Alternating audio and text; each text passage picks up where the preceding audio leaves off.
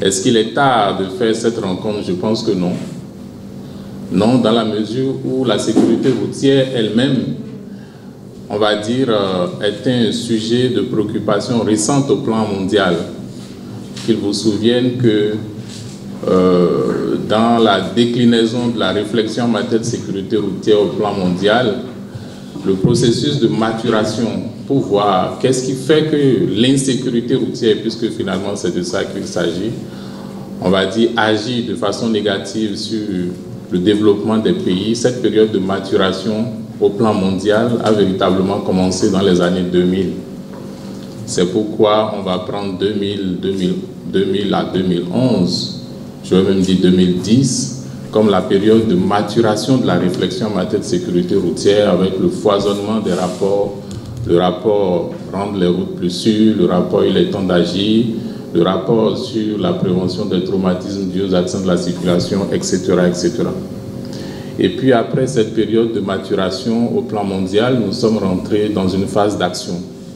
La première phase d'action a été consacrée par la décennie 2011-2020, décennie d'action pour la sécurité routière, où le target, le goal était d'abord de stabiliser le nombre de blessés et de tués de par le monde, et ensuite de réussir, dans le cadre de cette période décennale, on va dire de diminuer de 50% le nombre de tués du fait des accidents de la circulation.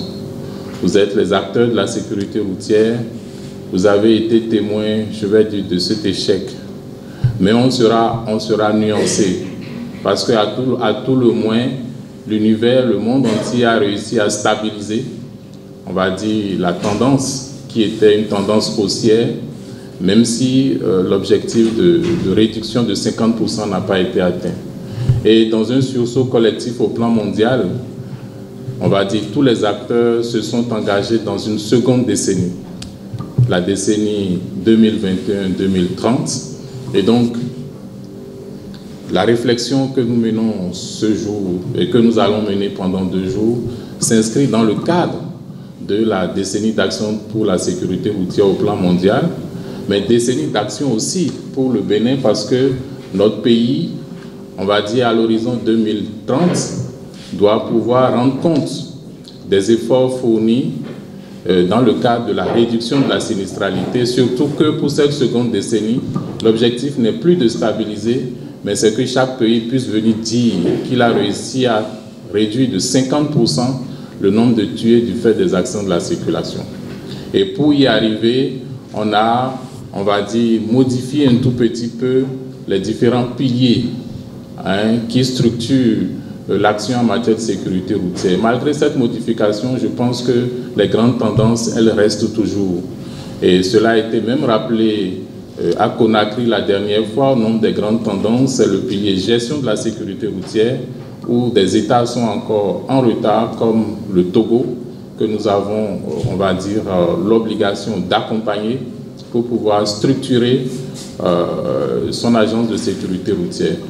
Donc, sur ce sujet de grande préoccupation au plan mondial, l'Afrique n'est pas restée en marge. L'Afrique a d'abord, on va dire, élaboré une charte, la charte africaine sur la sécurité routière, comme nous en avons sur la démocratie, sur l'enfant, etc. L'Afrique a élaboré, dans le cadre des travaux de l'Union africaine, la charte africaine sur la sécurité routière. Les maillons de la sécurité routière que vous êtes ici, c'est aussi l'occasion, on va dire, de faire le lobbying auprès de vos collègues des autres États pour que cette charte puisse, on va dire, atteindre son 15e instrument de ratification et que cette charte puisse entrer en application. Donc l'Afrique, on va dire, a marqué un point essentiel dans sa détermination à infléchir la tendance, on va dire, ascendante des accidents de la circulation dans le monde, puisque l'Afrique et les autres pays en développement, on va dire, concentrent à eux seuls plus de la moitié des tués dans le monde, alors même que le parc circulant est totalement faible par rapport au parc circulant dans le reste du monde.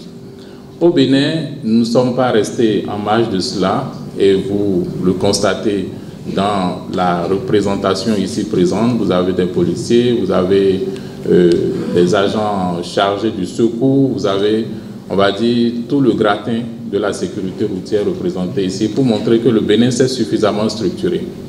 Mais ce n'est pas, on va dire, une note de satisfaction. Il y a encore des choses à faire et c'est pourquoi nous sommes là. Mais c'est déjà appeler l'attention des uns et des autres sur le fait que dans la structuration de la sécurité routière, le Bénin, le Centre national de sécurité routière, j'allais dire, en partenariat avec les autres maillons, a réussi à produire un document de politique nationale de sécurité routière qui est la formulation de la vision publique du Bénin en matière de sécurité routière.